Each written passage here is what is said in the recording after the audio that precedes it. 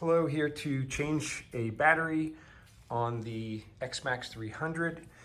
This was the original battery that came with it, very heavy, and it just died or would not start. I tried to charge it, did not start, and so I figured better get a new one. It's a 2020 XMAX, and I took the cover off like another YouTube video show. Two simple hex head screws through there to take them off, and then you pry it off on either side. Then the new battery, the Antigravity one, is much smaller, and these connectors did not have a large enough hole for the new. These are the new bolts that go in there. This was the old from the original, so they're much smaller.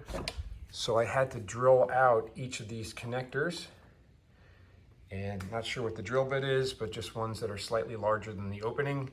And one thing I did do without, I should have, I did not hold them very tightly more than just in my fingers, and it twisted as I drilled through it.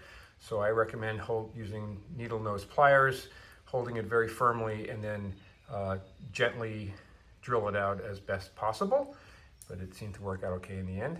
And then I just added this extra aftermarket thing with an SAE adapter, so I can do a trickle charge easily.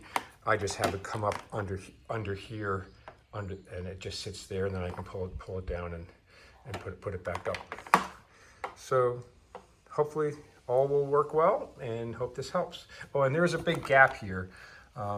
There is a restart button on the model that I purchased, and someone had said maybe they were concerned that it was getting pressed by this rubber hold down, but it looks like it's a lot higher, and it's really being held up by the two cables, and then the side to side fit fairly well. This little connector, I can't remember when I took it off where it came from, but it looks like it should go right in there in that slide thing.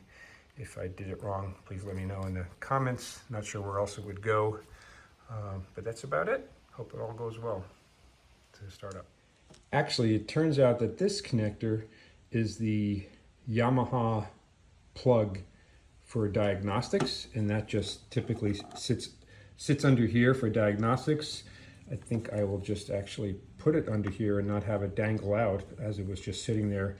Maybe whenever they originally did the install, they left it out. It was kind of dangling up there, which I didn't think it looked that great.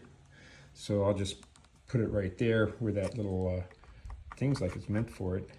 And that was the diagnostics connector with a cap on it that you can take off, I suspect.